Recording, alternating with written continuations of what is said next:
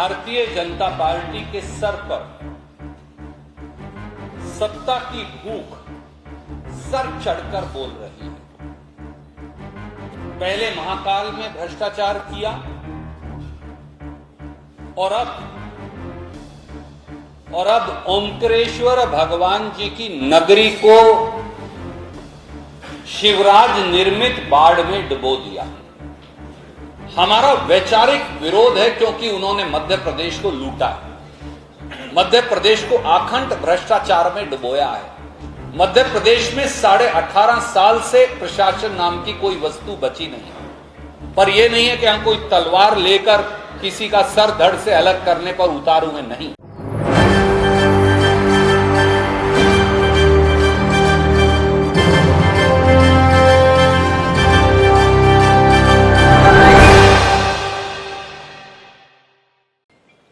Bharatiya Janata party के sir पर सत्ता की भूख सर चढ़कर बोल रही है। पहले महाकाल में भ्रष्टाचार किया और अब ओंकारेश्वर भगवान जी की नगरी को शिवराज निर्मित बाढ़ में डुबो दिया।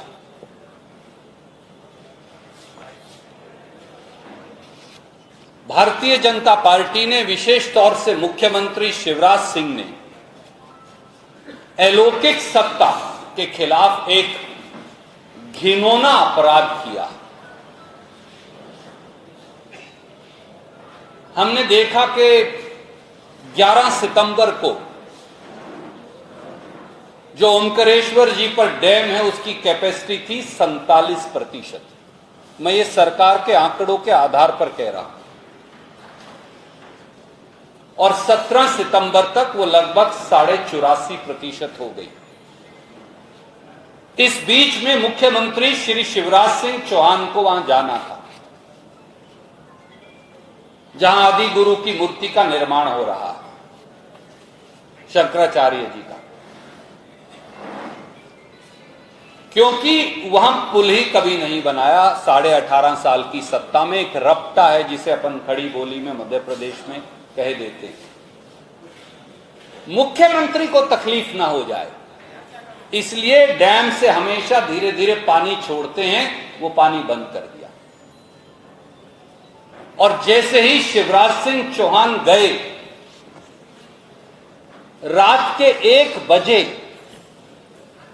बगैर नागरिकों को सूचित किए, बगैर ओंकारेश्वर जी की धर्म नगरी को सूचित किए, रात को 1 बजे 23 के 23 गेट खोलकर 12,000 क्यूसिक पानी छोड़ दिया।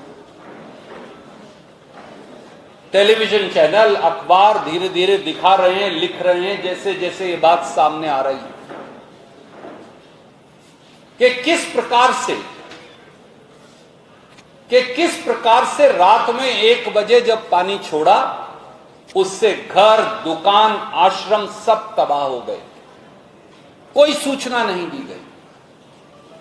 और पहली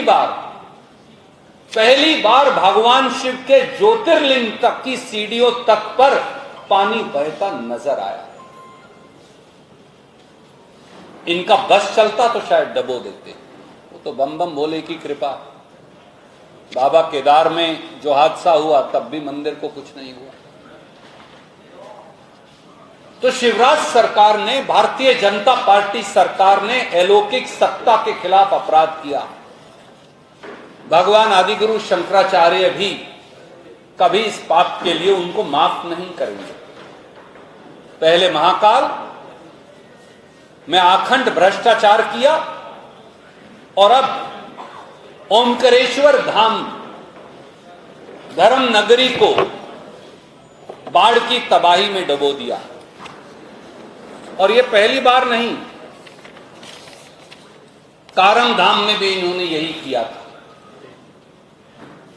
कारम बांध में जब भ्रष्टाचार की हवस की भेंट उस बांध को चढ़ा दिया गया था और ब्लैक लिस्टेड कंपनियों के साथ क्या क्या खेल हुआ था आपने अनेकों बार लिखा। तो लौकिक सत्ता ने आज अलौकिक सत्ता के खिलाफ अपराध किया और इस अपराध का जवाब मध्य प्रदेश के 8.5 करोड़ लोग मुख्यमंत्री शिवराज सिंह चौहान से मांगते हैं। हमारी मांग है कि मुख्यमंत्री शिवराज सिंह चौहान सामने आए, धर्म नगरी ओंकारेश्वर जी के हर नागरिक से और मध्य प्रदेश के लोगों से माफी मांगे और जो तबाही धर्म नगरी ओंकारेश्वर में हुई है उसका अगले 1 हफ्ते के अंदर पूरा मुआवजा दिया जाए। मुझे इस समय यही कहना था। इस विषय से जुड़ा पहले कोई सवाल और फिर कोई और सवाल होगा तो वो लेंगे। इस विषय से कोई जुड़ा सवाल आपका है तो यू वेलकम टू आस्क, आपका स्वागत है। जी सर, जी सर।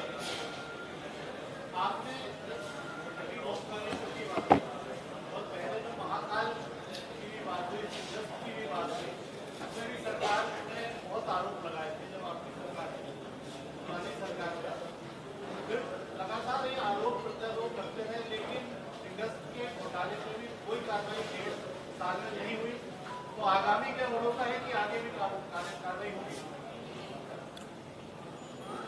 इस बार जो महाकाल में हुआ, और मैं सिंहस्थ घोटाले की बात भी आपसे करूंगा, वो तो जग जाहिर है। मैंने भी देखा, आपने भी देखा। हर वो व्यक्ति जो महाकाल के दरवाजे पर मन्नत मांगने, दर्शन करने, सर झुकाने, आदर स्वरूप अपनी स्वेच्छा से, अपनी भावना से, अपने संस्कारों से जाता है। मुझे एक बात समझ में नहीं आती, मैं ये पहले भी कहा, पर एक भिन्न विषय को लेकर कहा। शिवराज सिंह चौहान हर बात को लेकर महाकाल की बात करते हैं। जब महाकाल की मूर्तियां उखड़ उखड़ कर नीचे गिर रही थी, और वो मूर्तियां तो प्रतीकात्मक हैं, पर कहीं ना कहीं वो जीवंत भी हैं, क्योंकि हमारा विश्वास जीवंत है। इसलिए मूर्तियां मनुष्य के द्वारा बनाई गई, पर विश्वास जीवंत है।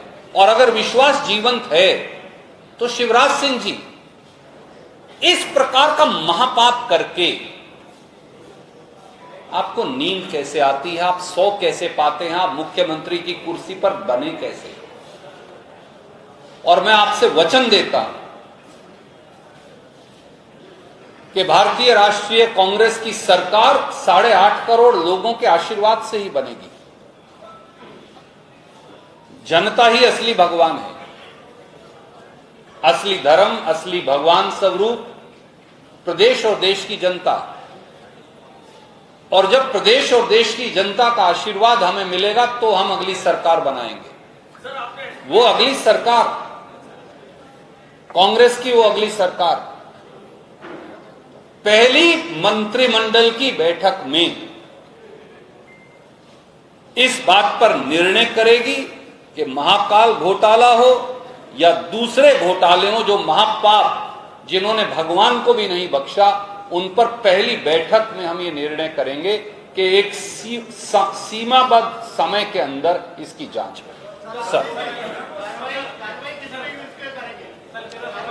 जो दोषी मिलेगा, कितना भी बड़ा सफेद पोश हो, वो चाहे मुख्यमंत्री हो, चाहे मंत्री हो, चाहे वो अधिकारी हो, उन सब के खिलाफ कार्रवाई होगी, बदले की भावना से नहीं। देखिए, राजनीति में वैमनस्य एक बात है, राजनीतिक में वैचारिक विरोध एक और बात है। हमारा किसी से दुश्मनी नहीं, हमारा वैचारिक विरोध है, क्योंकि उन्होंने मध्य प्रदेश को लूटा है, मध्य प्रदेश को आखंड भ्रष्टाचार में डुबोया है। मध्य प्रदेश में 18.5 साल से प्रशासन नाम की कोई वस्तु बची नहीं। पर यह नहीं है कि हम कोई तलवार लेकर किसी का सर धड़ से अलग करने पर उतारू हैं, नहीं। ये हमारे प्रजातंत्र और संविधान की परिपाटी नहीं। हम संविधान की और कानून की परिधि में श्रीमान शिवराज सिंह चौहान, उनके मंत्रियों और उनके अधिकारियों जो आज सत्ता की चौखट पर बैठकर नित नए अपराध कर रहे हैं, वो जान लें, उन सब पर कार्रवाई होगी। पहली मंत्रिमंडल की बैठक में इसका निर्णय होगा। सर वो मनोज भाई, सर आई कम। आप मनोज भाई को क्यों पुश कर रहे हैं? ये आपसे उम्र में बड़े हैं, इसलिए उनकी बात मान लीजिए।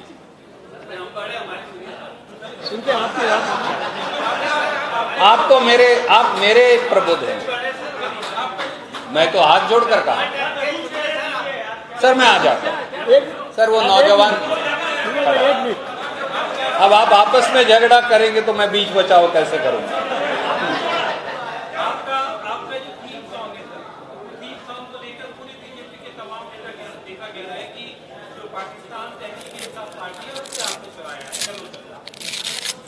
चलिए, आपने पूछा मनोज भाई तो अच्छा है, मैं शुक्रगुजार हूं।